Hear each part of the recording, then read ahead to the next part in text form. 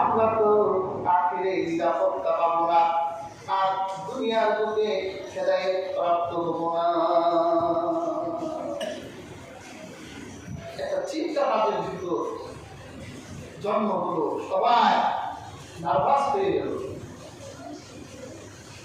কি বলে, আমাদের কাছে তো কঠিন, আমরা তো কম কম বেশি হোক, ছোট হোক বড় হোক, আমাদের ইমানের ভিতর ভেজাল আছে না, আমরা জুলুম করি।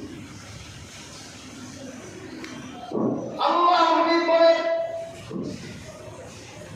তোমরা কি লোকমান নবীর উপদেশ শুনি? লোকমান নবীর কাছ থেকে উপদেশ দিয়েছিলেন, ইয়া বুনাইয়া লা তুশরিক বিল্লাহ ইন্নাশ শিরকা লাযুলমুন আযীম। লোকমান নবী তার ছেলেকে বলেছিল, পরিজা পুত্রা, আল্লাহর সাথে কাউকে শরীক করো না। এই শিরক হচ্ছে সবচেয়ে বড় জুলুম। এই পৃথিবীতে যত জুলুম আছে, যত গুনাহ আছে, যত অপরাধ আছে, পাপ আছে, সবচেয়ে বড় পাপ হলো শিরকের পাপ, আর শিরক হচ্ছে সবচেয়ে বড় জুলুম। আল্লাহ হাবিব বলেন, আল্লাহ পাক বুঝাতে চেয়েছে, যারা ঈমান আনবে, আল্লাহর প্রতি যাদের বিশ্বাস থাকবে, তাদের ওই বিশ্বাসের ভিতরে শিরকের গুনাহ থাকবে না। যদি যেই ঈমানের সাথে শিরক মিশ্রিত হয়ে গেছে, ওই ঈমানদার সাব্যস্ত হবে না, কাফের হয়ে যাবে।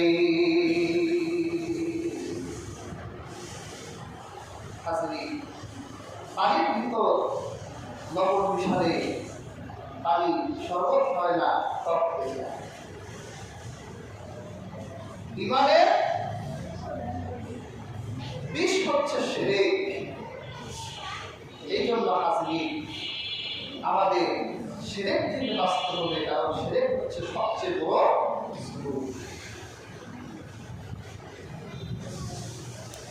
হাসিরি। এই প্রকারের জুলুমকে বলা হয় আয-যুলমু ফি হাক্কিল্লাহ, আল্লাহর হকের সাথে জুলুম করা। আল্লাহর হকে জুলুমের জালে এই দুনিয়ায় কিন্তু অভাব নাই। আল্লাহর হকের সাথে জুলুম করে এরকম জালেম আমাদের সমাজে আছে। আমাদের একমাত্র উপাস্য হলেন আল্লাহ।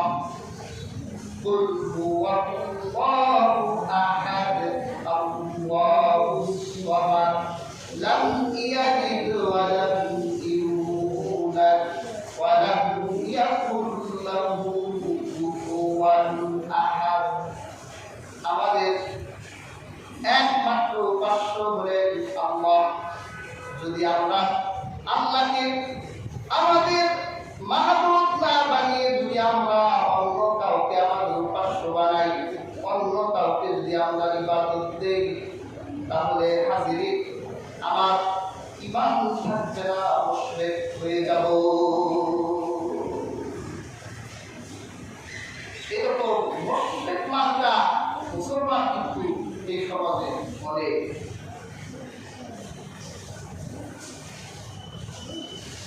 অনেককে শোনা যায় বলে যে আমরা পীরকে সেজদা করি না, পীরকে সেজদা করি। ব্যাখ্যা দেয় কি, আমরা পীরকে সেজদা করি না, পীরের কলবে আল্লাহ আসে, আমরা আল্লাহকে পীরের সুরতে সেজদা করি। ঈমান থাকবে। এর হচ্ছে সবচেয়ে বড় জালেম, আল্লাহর হকের সাথে জুলুম করে আল্লাহর হুকুমের জুলুমের জালেম সবচেয়ে বড় পাপ। আল্লাহ এরকম পাপীদের জন্য জাহান্নাম রেখেছেন।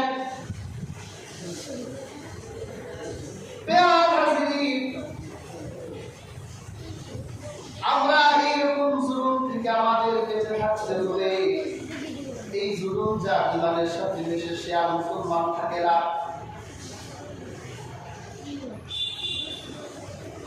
আল্লাহ এক প্রিয় ভাজন বান্দি ছিলেন আসিয়া, ফেরাউনের স্ত্রী। আল্লাহ কোরআনে তার নাম বলেন নাই, আল্লাহ বলেছেন ফেরাউন পুত্রী। ফেরাউনের স্ত্রী হিসেবে আল্লাহ কোরআনে বলেছেন। যখন মুসা আলাইহিস সালামের সাথে জাদু করতে শক্তির প্রতিযোগিতা হলো, কার শক্তি টিকে থাকে। জাদুকরদের শক্তি হলো ব্ল্যাক ম্যাজিক, এটা নির্দিষ্ট সময় পর্যন্ত, এরপর এটা থাকে না। আর আল্লাহ পয়গম্বর মুসা যেই শক্তি পেয়েছে আল্লাহর পক্ষ থেকে,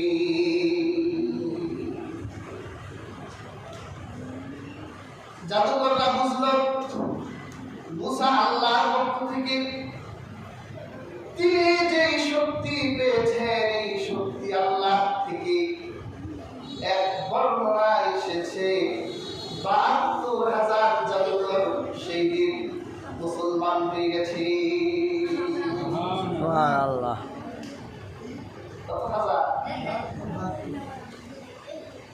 ফেরাউনের মেজাজ খারাপ হয়ে গেল। তোমাদেরকে আল্লাহ মুসাকে পরাজিত করার জন্য, আমি যে রব, আমার রুবুবিয়্যাত প্রতিষ্ঠার জন্য তোমরা হলো আমার মেন পাওয়ার।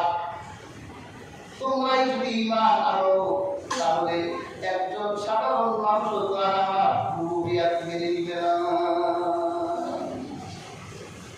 এই ৭২,০০০ জাদুকরকে ছুরি চড়িয়ে হত্যা করা হয়েছে। ফেরাউনের মেয়ে এসে বলে, বাবা আপনি ছাড়ার কোনো রব আছে? ফেরাউন বলে, আমি ছাড়া তো কোনো রব নাই। আমার ঘরে আমার দাসী আমার মাথা চিরুনি করার সময় চিরুনিটা পড়ে গিয়েছিল, ওই চিরুনি উঠাবার সময় সে আল্লাহ নামের রবের কথা বলল। আমি জিজ্ঞেস করলাম, এই আল্লাহ নামের রবটা কি? ওই দাসী বলে, এই রব আমার রব, তোমার রব, তোমার আব্বা ফেরাউনের রব। তাহলে বাবা আপনার রব আছে? ফেরাউন বলে, না আমার কোনো রব নাই। এত বড় সাহস তার, আমার সামনে নিয়ে আসো। সামনে আনা হলো, তখন ধর পাকড় চলছে যে ফেরাউনকে মানে তাকে মারা হয়। ওই রমণীকে বলল, তোমার সাহস তো কম নয়, আমার ঘরে থাকো, আমার খাবার খাও, তুমি আমাকে রব মানো না, তুমি মুসার প্রতিপালককে রব মানো। এই মুহূর্তে তোমাকে আমি ওয়ার্নিং দিলাম, তুমি এখনই আল্লাহকে বাদ দিয়ে আমাকে রব মানবে। ওই নারী বলল, ফেরাউন তুমি কখনো রব হতে পারো না।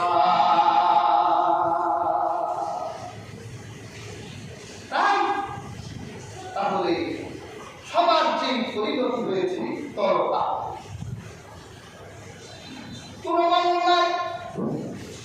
ওই দাসীর ৩ জন বাচ্চা ছিল, একটা বাচ্চা ছিল দুধের, এখনো তার মুখ ফুটেনি।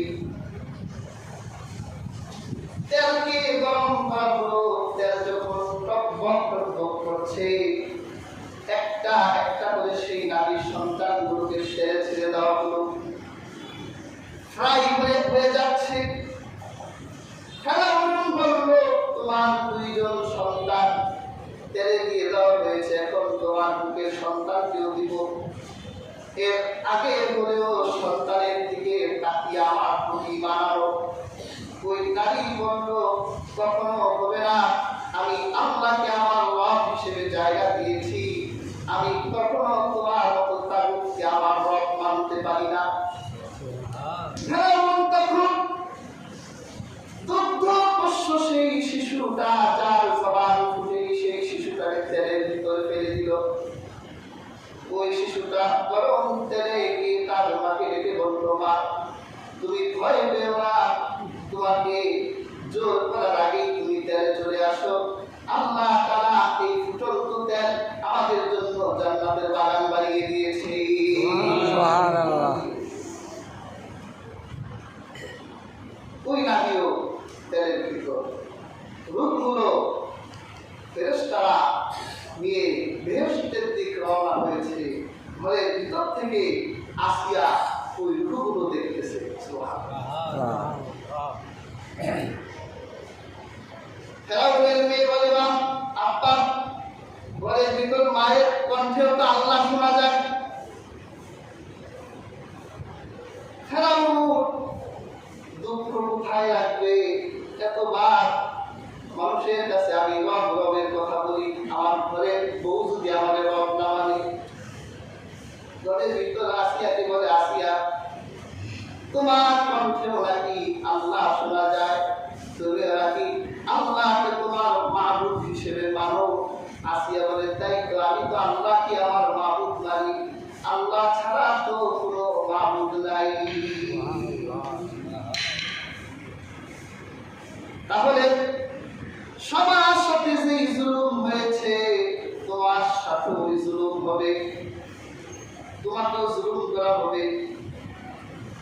মনে রাখবেন, পৃথিবীর যত শাসক আছে তারা যতটা না খারাপ, তাদের সাথে উপদেষ্টা, মন্ত্রী, পরামর্শ যারা দেয় এগুলো তার থেকে বেশি খারাপ হয়।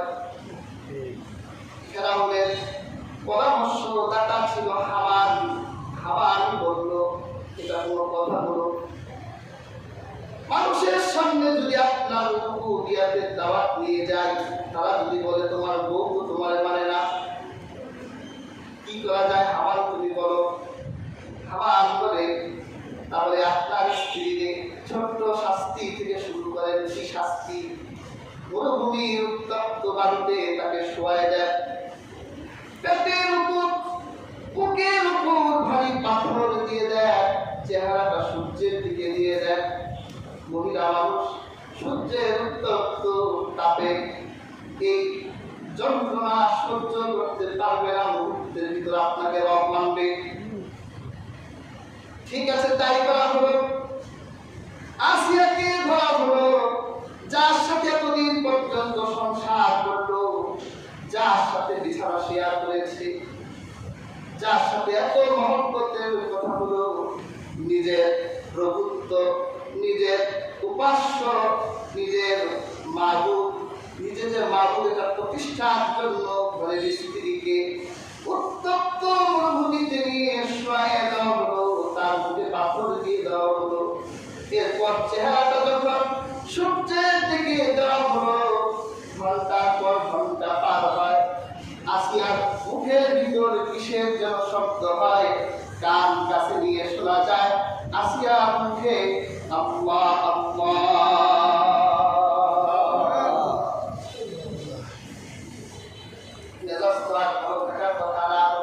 কি করা যায়? হাত পায়ে পেরেক ঘিরে দেন। আল্লাহ কোরআনে বলেছেন, ওয়াফিরাউনা বিল আওতাদ, ফেরাউন হলো পেরাক মারে ওয়ালা, সে পেরাক মারে। নিজের স্ত্রী হাত পায়ের ভিতরে পেরেক মেরে দেওয়া হলো, যন্ত্রণা আরো বাড়ানো হলো, কষ্ট আরো বাড়ানো হলো, কিন্তু আসিয়ার কণ্ঠ থেকে একবারের জন্যেও আল্লাহ মুছে ফেলতে পারল না।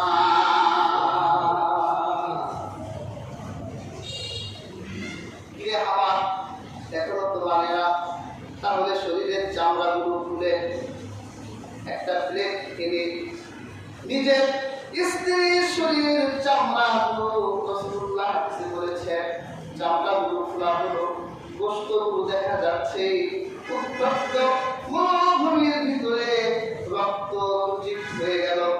এই কঠিন মুহূর্তে ফেরাউন দেখল আসিয়ার মুখের ভিতরে জান্নাতের হাসি দেখা যায়। কি তুমি এখন হাসো কেন? আসিয়া বলে,